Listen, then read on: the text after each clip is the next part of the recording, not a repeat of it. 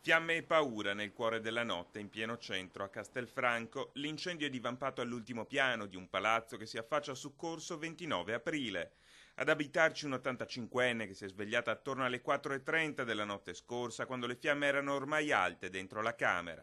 Per fortuna la donna è riuscita a scendere in strada e a chiedere aiuto, come ricostruisce questa mattina proprio una sorella. Sono stata svegliata stanotte, ma non potevo fare niente perché lei era già giù in camicia, impaurita, infreddolita.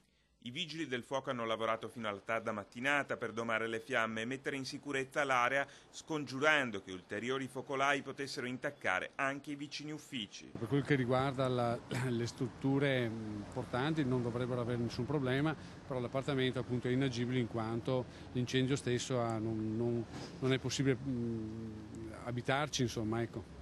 Sulle cause dell'incendio indagano ancora i vigili del fuoco. Al momento appare certo che le fiamme siano scaturite dalla camera da letto. Sono arrivati i vigili, un'altra mia sorella e poi l'hanno portata al pronto soccorso perché aveva ustioni di...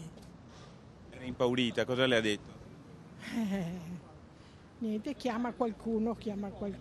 Verosimile che ci sia stato un cortocircuito alla termocoperta utilizzata dalla donna per andare a letto.